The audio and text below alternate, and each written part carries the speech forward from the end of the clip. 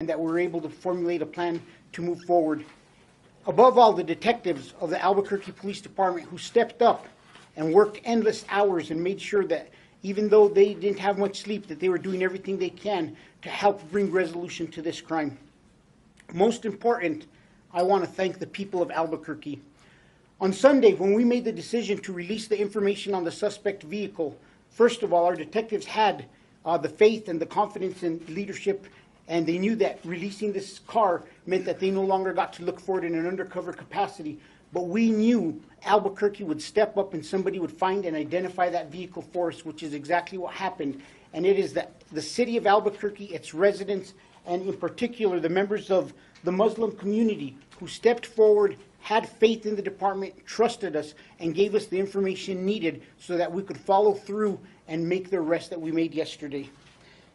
To the Muslim community, a big thank you. Over the past year, I've made it a point to ensure that we built an ambassador program that focused on ensuring that all members of the community had an ear that would hear their voice within the Albuquerque Police Department. You put faith in us, you trusted us, you passed information on to us that was crucial, and that led for us to being able to make an arrest in this case. And the last thing I'm going to close with is there is still a lot of work that needs to be done. There's still a lot of evidence that needs to be verified, and I think that it's important that we continue to move in that direction so that we could build a solid case for our district attorney's office and the U.S. attorney's office to continue to move this case forward so that we have successful prosecution. We're a portion of the way there, but this case is not resolved until we have a successful prosecution and people are held accountable.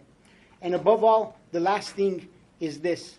The Albuquerque Police Department will continue to be visible in the Muslim community in the days to come and throughout the weeks to ensure that they feel safe and that they have time to come back to a normal life and ensure that they feel safety. So our officers from the Albuquerque Police Department, New Mexico State Police, will continue to be visible within the community and to make sure that everybody feels safe.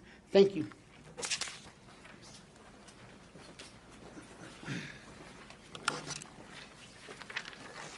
With that, we're going to have Deputy Commander Kyle Hartsock give a little more detail on the investigation itself. Good afternoon. My name is Deputy Commander Kyle Hartsock. I'm in the Criminal Investigations Division of the Albuquerque Police Department. Back on July 26th of 22, late at night, Atfab Hussein was found shot to death off Rhode Island Southeast.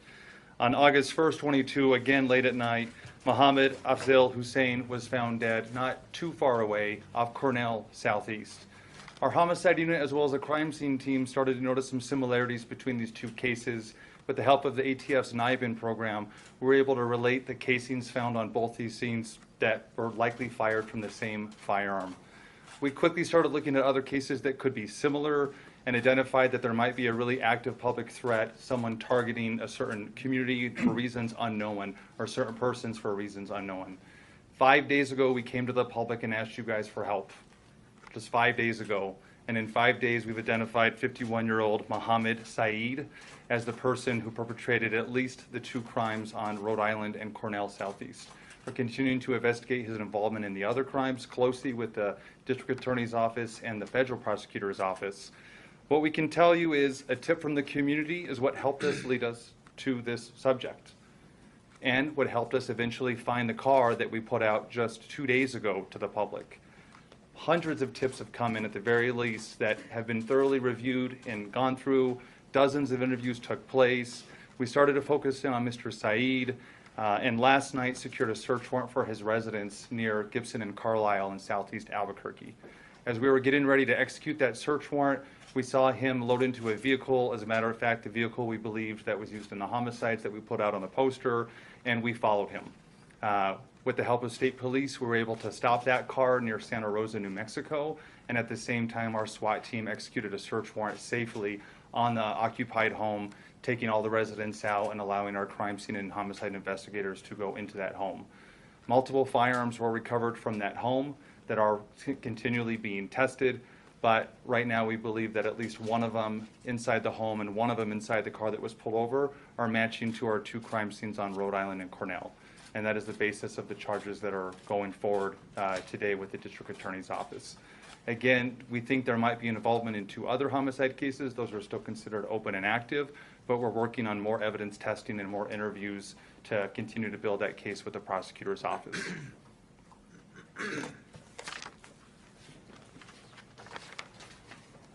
Thank you, Kyle. Now, as the chief said, we have had a lot of help from the state of New Mexico State Police and from the governor's office. So with that, I want to introduce Governor Michelle Lujan Grisham.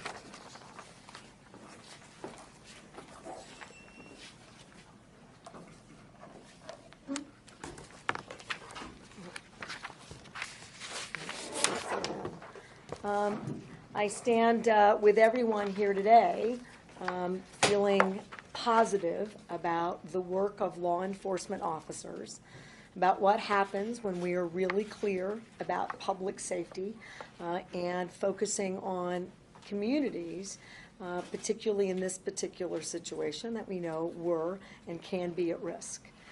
This is the kind of work, this collaboration, that yields real results. This is law enforcement and all partners at their best. It is what the state and this community both deserve and should expect in any context. But also it's a place to really thank the public. Without those tips, without that information, we would not be in a situation where we're making this announcement and we can provide to the general public a sense of how we are continuing to protect you, so I want to do that. 2, that we are working on the justice side of that equation, which is absolutely critical, not only for protecting the families who have been affected, but also making it really clear that we will bring justice, the full force of the law, and accountability will be made. But also, it's a place for us to say that this work, as you heard in the investigation updates, is not done. We're going to continue to need public cooperation. This partnership stays in this context with this incredible focus. And all of the state resources, married with every single local resource, will continue until every single member of every single community, but particularly the Muslim community, are clear about their safety, wherever they are in this community, wherever they are statewide. And that sense of community and public safety, that focus, is the focus that we will bring to bear on all issues around the state.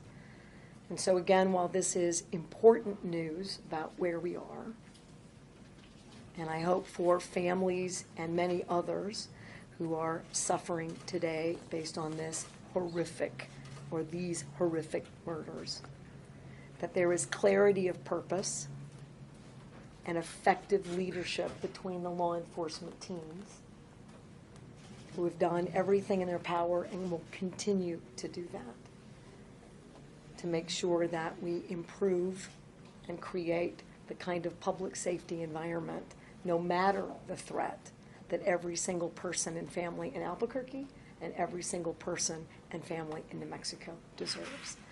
Thank you again to everyone who is here and to the incredible commitments of our first responders, our investigators, and our law enforcement community.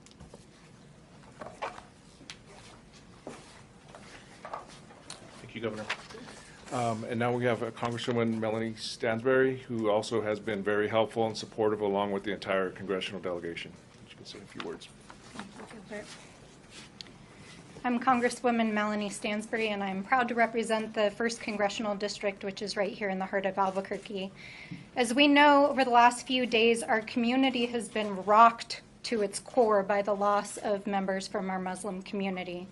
Our community is still grieving the lives of Muhammad Afzal Hussein, Aftab Hussein, Naeem Hussein, and Muhammad Ahmadi. We have to hold space for this grief as we honor the lives and memories of those who we've lost. These losses are felt deeply in our community, and especially for me, as one of these individuals slain last week, Muhammad Afzal Hussein, my dear friend and former staffer, whose family is with us here today.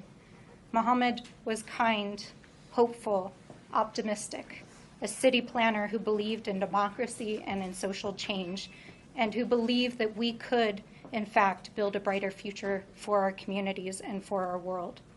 Our community has lost brothers, fathers, husbands, uncles, and beloved friends.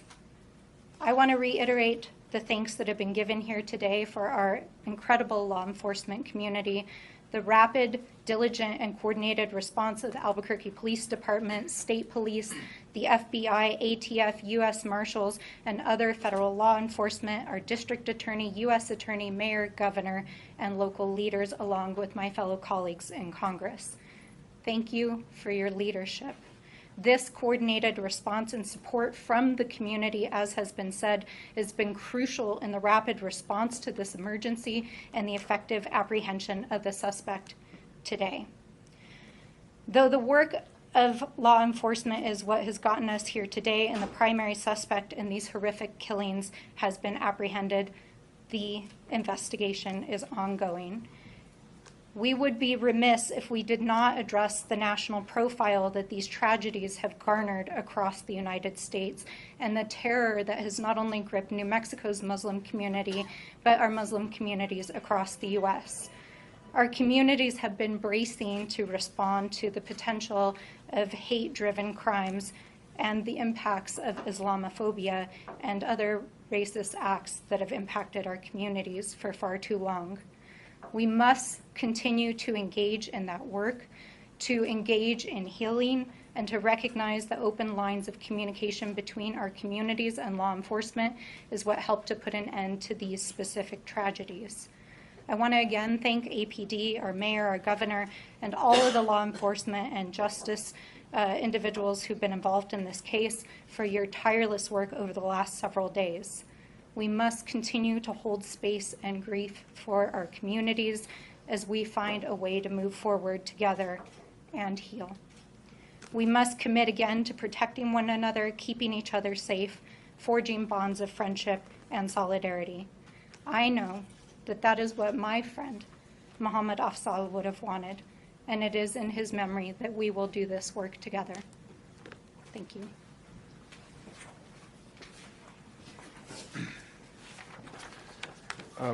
Chief Medina talked about Mayor Keller's support for APD and for law enforcement, and that played a big part in this. But the mayor, as head of the city, I think brought a whole lot more in terms of city resources and focus on the community and the Muslim community. So with that, I want to introduce Mayor Tim Keller. Thanks.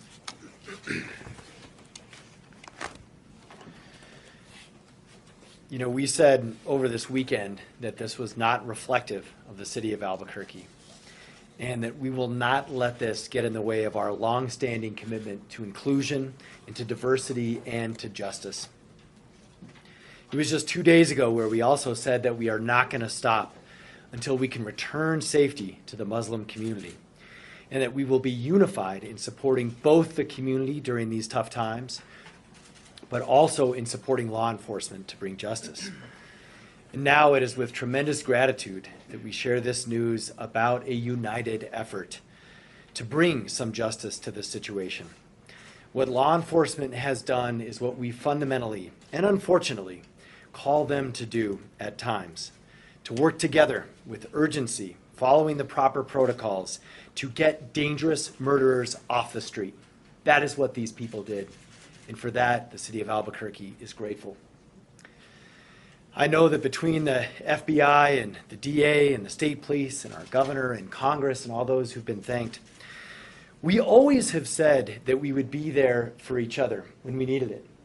I remember when our DA and I, we were kind of got these jobs around the same time, same with the governor, and even our Congresswoman. And we each, one of the first conversations we had with each other is that we are going to make sure that roles and jurisdictions do not interfere with what we have to do with our city. And unfortunately, because of the tragedy, but fortunately, we have demonstrated this once again. Truly, what we experienced on the law enforcement and the support front is the one Albuquerque spirit, spreading from our city to our state and our federal partners across the country. For our department, this is a very salient example. 2022 has been tough. We know this. It's been very tough for violent crime in our city.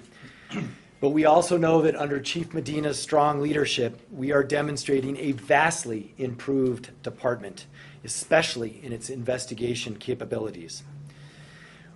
We've done this in a couple of ways. First and foremost, it is the training and effort and hard work of the individuals and the detectives on the front line who made this happen. I know a lot of us were out till 1 or 2 a.m. Dealing with what was happening, and it is abundantly clear the professionalism and the ability of everyone who was a part of this.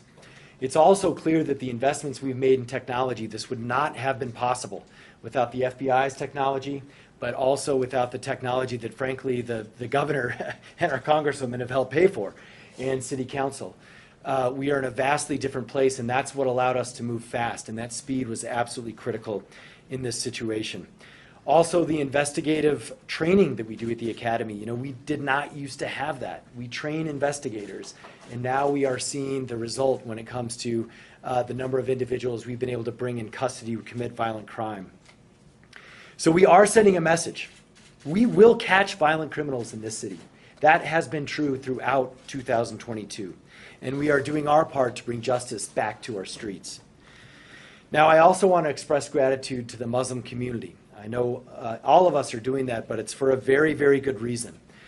They never gave up on our police department, and they never gave up on the city where they live. And I want to thank you for doing that. There is no way we could have put these pieces together without them.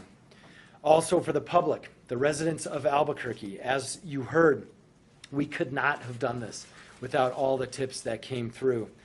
And, you know, sometimes it takes a village. I think Ahmad said, and this is a good example of we did not yet let our fears or even our biases get in the way of doing what we all needed to do to bring some justice. So I want to close by just saying that tonight it's our hope that while families continue to grieve, what our Congresswoman mentioned is absolutely a pain and a scar that is wide open in our community.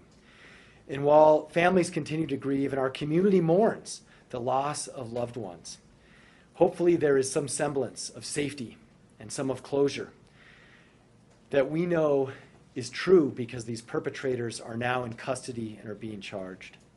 And tomorrow, we're going to continue our efforts to support public safety, even in our Muslim community, as was mentioned, and also the trauma support that we're providing for our community safety department. And we're going to continue to expand and extend our hearts in openness for those who are in a time of need.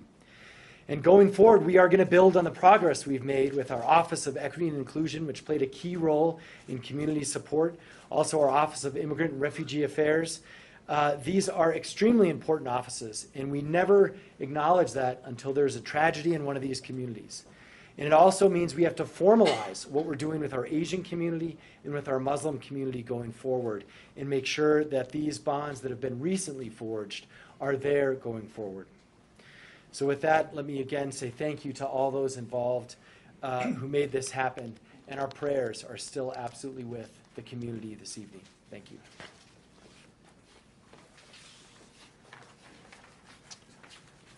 Now to bring in some of our law enforcement partners, I want to introduce U.S. Attorney Alex Ubayas.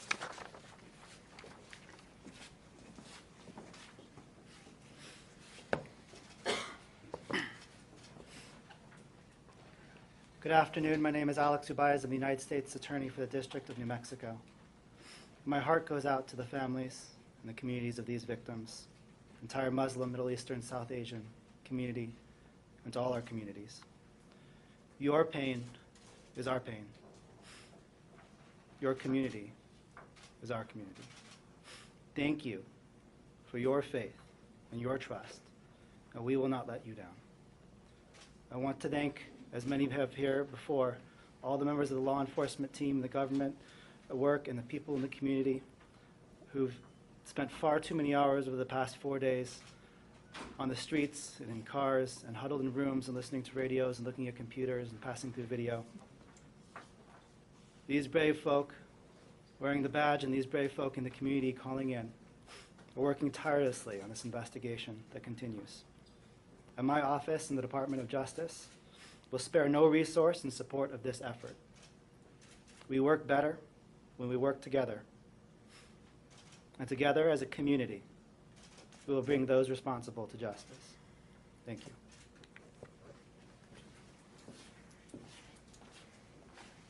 Thanks, sir. Next, we have the FBI Special Agent in Charge, Raul Bujanda.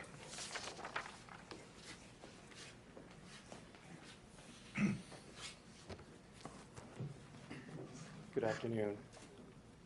So I think a lot of the people that are standing up here are tired, but for a good reason, because we were driven to do the right thing.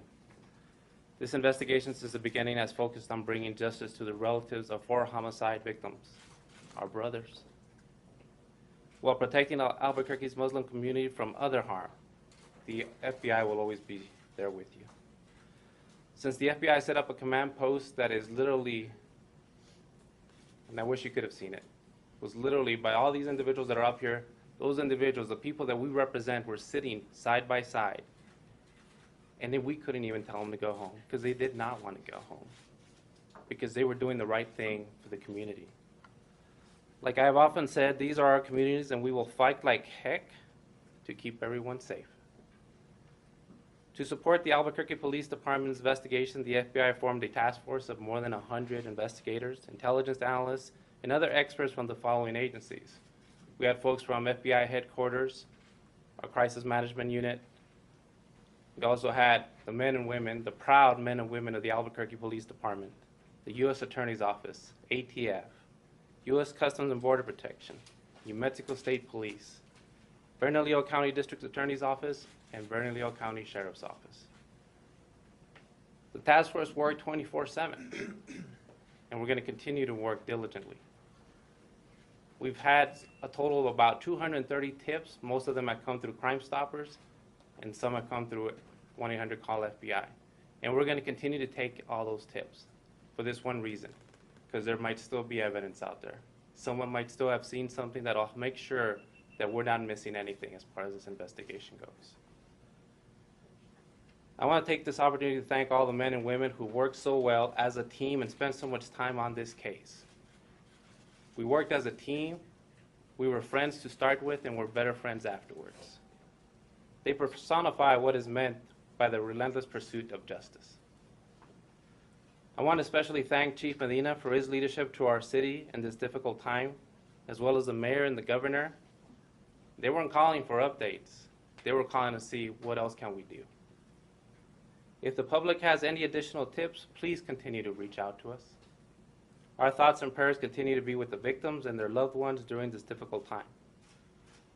Let us honor them as a community by coming together to make sure justice is done. It's our diversity and our unity that makes Albuquerque beautiful. Thank you.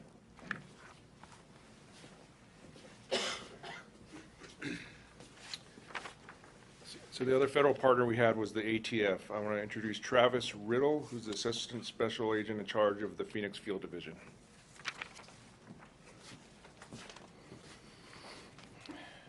Good afternoon.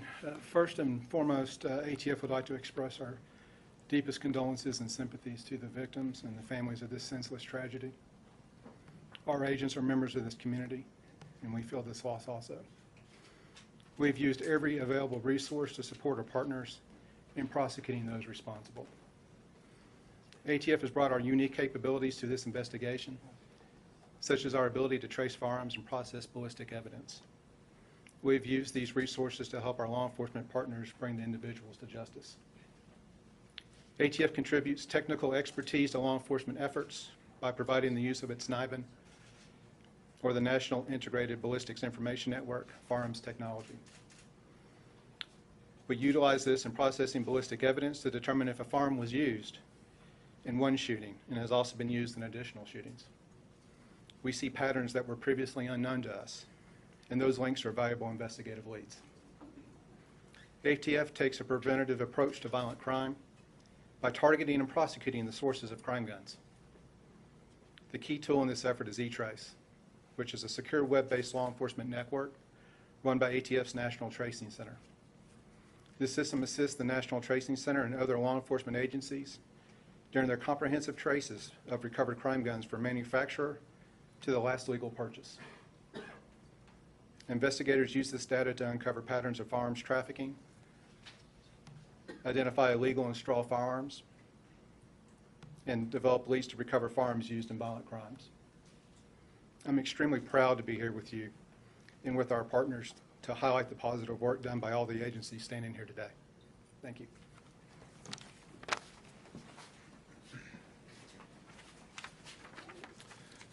Next up, we have District Attorney Raul Torres, who will talk about his involvement in the case and what comes next with the prosecution. I think at the outset, it's appropriate to really acknowledge and congratulate the Albuquerque Police Department. You know, for the last several years, our community has struggled with public safety issues and crime issues, and the police department, under the leadership of Mayor Keller and Chief Medina, have worked diligently to improve the practices, the professionalism, the resources that they bring to bear, and I think today's resolution is a demonstration of that leadership, and they deserve great credit for that. I also want to recognize that although we are here to announce this resolution, that it is really just the beginning of the journey towards securing justice. And my commitment to you is to work on behalf of your family and all the other victims of this crime so that we can secure justice. And that will not be done until we secure a conviction and successful prosecution. To that end, there is still a great deal of work that is left to be done. As we speak, prosecutors from the Major Crimes Division of the District Attorney's Office, along with prosecutors assigned from the U.S. Attorney's Office, are reviewing warrant applications both for additional investigative leads as well as reviewing proposed charges for the individual who's been identified today. But this is a complicated case, and I will reserve for a later time a full discussion of the types of charges that will take place over the next weeks and days. I can tell you that it is the intention of the District Attorney's Office, in conjunction with the Albuquerque Police Department, to file murder charges in state district court. We are also working with our federal partners on the possibility of filing and pursuing federal charges at the same time, if there is an appropriate federal statute. One thing that I would also like to point out and to take a moment to recognize is the leadership of Special Agent in Charge Raul Bujanda, who is leading the FBI's local division. I have worked with and known a number of his predecessors, and he is doing extraordinary work. You know, he referenced the first task force meeting where all of the agencies got together. And I can tell you, as somebody who has been a prosecutor for most of the last couple of decades, when you get law enforcement together, they don't always cooperate. They don't always get along. Sometimes there's a lot of discussion about who's in charge of what. And I can tell you from the very beginning that FBI, ATF, state police, and APD worked seamlessly and collaboratively. And that is a model for what we need to bring to bear for every violent crime in this community, so that every voice matters and that every loss matters. And so on behalf of the District Attorney's Office, I want to make that commitment to you, and I want to again thank the hard work of the men and women of law enforcement who made this resolution possible. Thank you.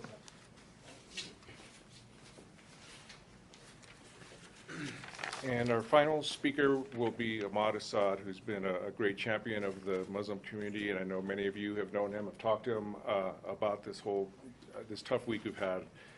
He's going to say some concluding words. Good afternoon. Many of you know that I'm not a very shy person, and thought I was pretty strong, practicing law 28 years. But I have to tell you that in hearing and being amongst these wonderful people, these dedicated servants, bravery that has been displayed has brought me almost to tears. I have to tell you that, especially when I learned that statement came up that they did not want to go home. That just resonated with me, and I'm just humbled on behalf of the entire community, and on behalf of New Mexico.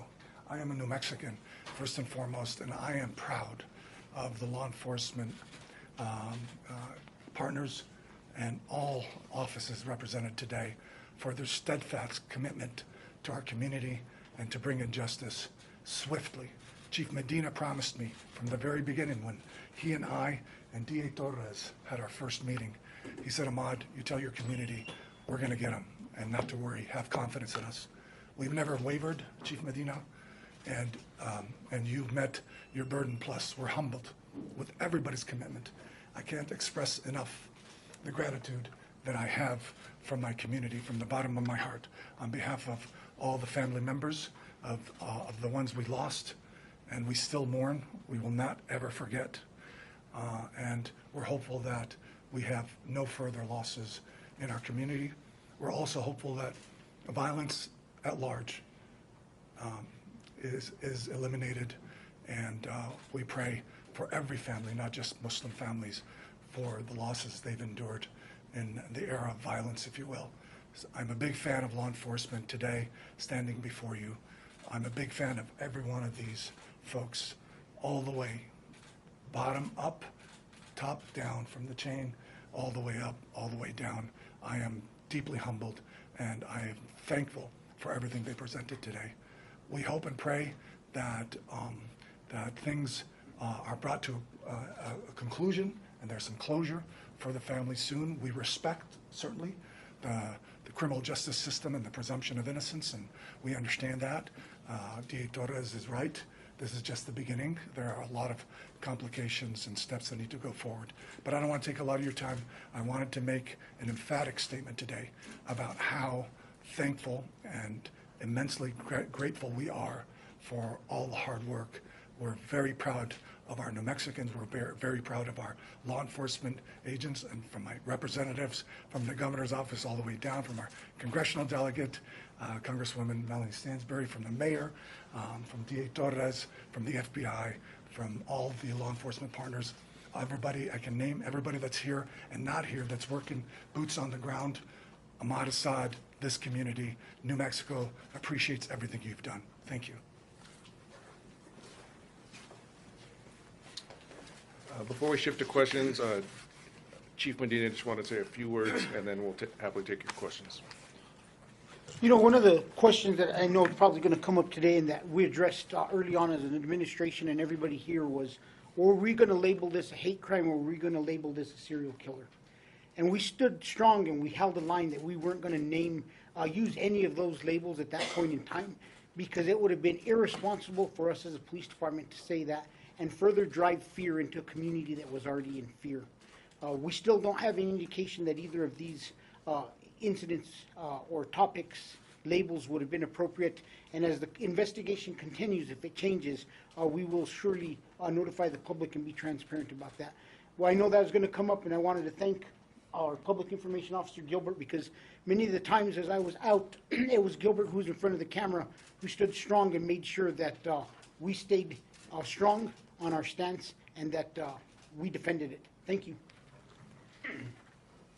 So we'll take questions now. I'll do my best to farm them out to whoever can answer them, but feel free to jump in if you guys want to take one of these questions. So with that.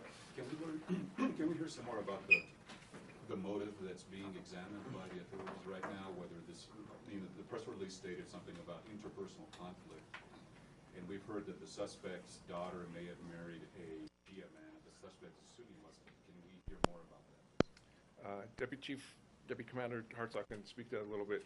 And I will also mention that once we have charging documents and a criminal complaint, we'll release that as well, which will have some of the details. The motives are still being explored fully to understand what they are. We do have some information about those events taking place, but we're not really clear if that was the actual motive, if it was part of a motive, or if there's just a bigger picture that we're missing. So what's really important is we're still investigating it. Even though he's arrested today, we're going to continue to investigate and work with our prosecutors to understand what the motives were, and that's important in every violent crime investigation we have. So we have heard those things, but we're not sure if that's the only motivation. Is it correct that the suspect is Sunni and that two of the three most recent victims were Shia? We've heard different versions of the sex. We're not too clear on it, so we can't be accurate right here in front of you today to confirm it. And what about the chase that took place all the way to Santa Rosa? Was that like a high-speed chase that involved state police? How did that unfold? It was not a high-speed chase. It was a traffic stop that occurred off the I-40 exit in Santa Rosa with State Police and Albuquerque Police Department and FBI assisting. Was he being followed the entire time? We're not going to get into that, but we pulled him over in Santa Rosa and were able to stop him and detain him. Throughout this investigation, we've been saying killer and killers. Are there more suspects that you are looking into at this time? Right now, we're only charging one person, but evidence, we're going to follow the evidence. If the evidence leads us to someone else that needs charges, we'll be happy to file them with the DA's office. And when you went into the SWAT situation at the house, was there any resistance from the family, or were they cooperative in getting the evidence that you needed? As far as I know, we were able to safely remove everyone from the house. I don't know what level of cooperation we had, but we were able to remove everyone from the house and interviewed most of the occupants. Yep. How strong is the evidence, or how confident that this suspect is connected to the other two murders that are part of this case? It's strong enough that we're continuing to list him as the most likely person of interest or suspect in the case. But again, if the evidence leads us to someone else, we're going to follow the evidence. Does the ballistic evidence show that a different firearm was used in the first killing and the most recent killing? That analysis isn't done quite yet, so we don't know. Can you say anything more about the tip that you got? It was as a result of the reaching out to the community we did. It came from the Muslim community directly to APD and the FBI, and we explored it. But you'll see in the complaint a little more context to it, but we're not going to detail it too much more, but it pointed us in the direction of the Saeed family. Elise? Can you tell us any more about the background of the suspect, where he's from, when he came to the U.S., that kind of thing? Our information shows us he's from Afghanistan. We think he came in the last several years to the United States. He does have a few minor misdemeanor arrests from domestic violence and some other misdemeanors by the Albuquerque Police Department over the past 3 or 4 years. That's our only known history with him locally. But again, that's still being explored at a wider view. Just a question for DA Torres. You mentioned the high bar for federal charges. Would those federal charges include hate crime charges, if it is indeed some sort of, an episode like that? Sure. So I would defer to my colleague from the U.S. Attorney's Office to answer the specifics about the applicability of federal hate crimes charges. At this point, from the perspective of state prosecution, we are not focused on that right now. But as Deputy Commander Hartzog alluded to, we are still finding out new information about the context, the motivation, the various individuals who were involved in the story behind and the conflict maybe that led up to the recent incidents. But in terms of filing federal hate crimes charges, I would defer to Alex Ubias on that. Can you say more about the ambassador program you mentioned that laid the groundwork that you might have gotten this tip from the Muslim community? One of the things, as we all know, the Albuquerque Police Department is under a settlement agreement, and one of the parts of that settlement agreement with the federal government is the fact that we had to increase and improve our relationships with the community.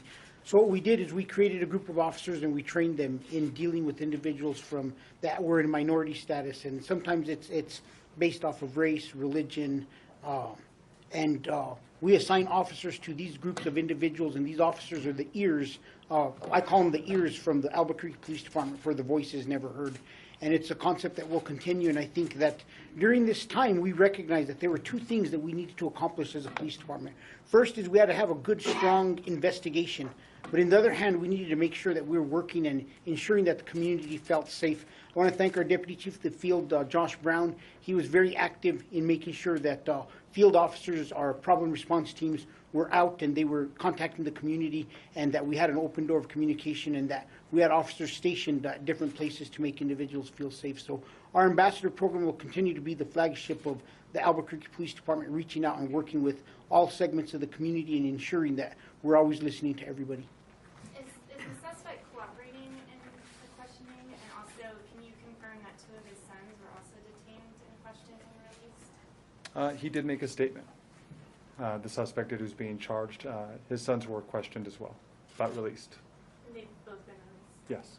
What kind of digital forensic evidence are you looking into to connect everyone? And was the online portal helpful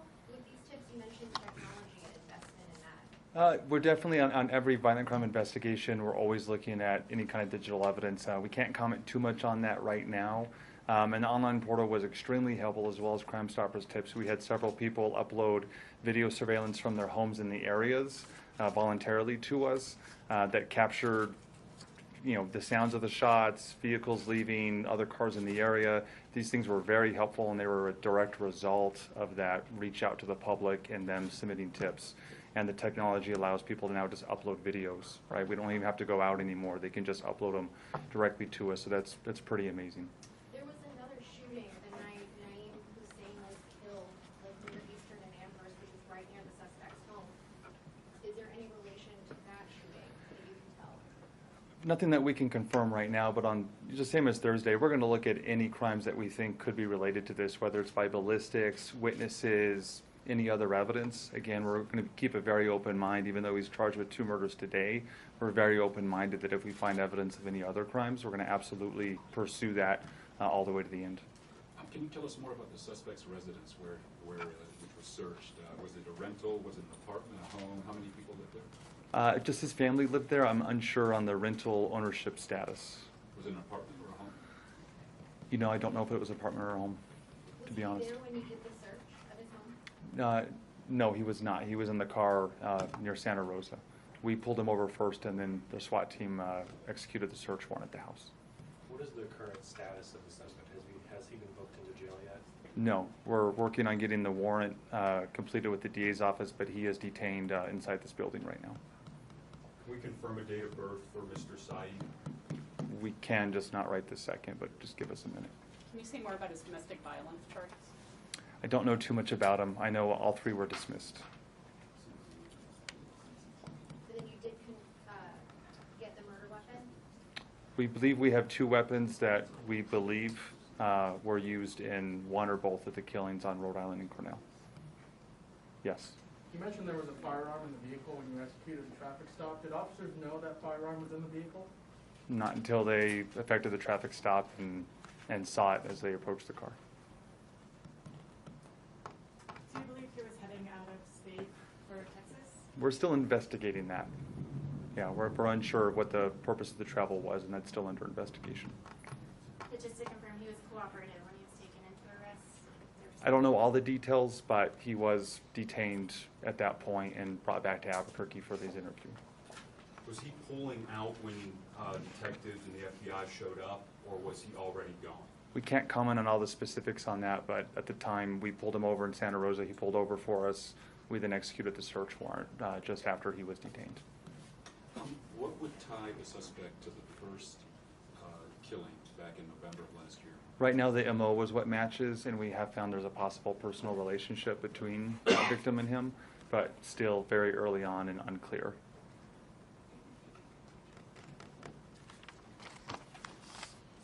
When you say that there was a possible relationship, are you talking about all of the victims, or just a couple, a few? Honestly, we're still investigating to try to really understand all the relationships, but again, the community and the families have been very helpful in this. That's the thing I'll say too, is the FBI's Victim Assistance Program as well as our Victim Services Unit have been working together and working with 4 different families that are in Albuquerque and across oceans to communicate with the families, learn background information, and in some cases help handle how the remains are going to be shipped back overseas. So we're working with our advocates and the families, and it's helping us understand and be educated on a lot of this background. Now that someone has been detained, the 2 mobile units that APD has set up at Luna Linda Park and at Highland High School, will those still be intact, or will those be taken down? You know, we're going to continue to have a presence in the community, as we stated earlier, and at least through the end of the week, there will be those visible presence, and those units, those mobile units will remain on scene. One of the other things I want to mention is, like Secretary Bowie, I just want to thank you and State Police. Our air support unit was down, and on Sunday when we made the announcement about the suspect vehicle, State Police immediately had up their air support unit, because we did have a fear that the individual would try to leave, and we were looking for all exit points of the city to see if the car went. So just everybody once again working together was a big success for us. And you know, we did try to plan for this individual leaving. He didn't leave that night, but it looks like the next day individual drove out of the city. That's all I'll say.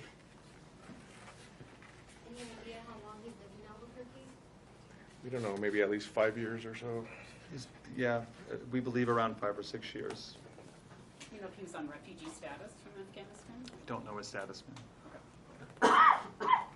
You mentioned a personal connection to the, potential connection to the first victim. What about to the fourth victim? Again, we're still understanding that, and if we charge on those cases, I think in those charging documents, you'll better see what we found in there. But right now, I don't think we're ready to comment on it because we want to make sure that we understand it correctly. Any other info on the weapons? Were they legally obtained or? That's also still under investigation, but ATF and the FBI are helping take the lead on that, and they've been tremendously helpful in understanding where the weapons came from. Okay, well, we'll wrap things up. I appreciate it, everyone taking the time. I know it took a little while here. If you want interviews with anyone involved, let me know and we can try to facilitate that. Thank you very much.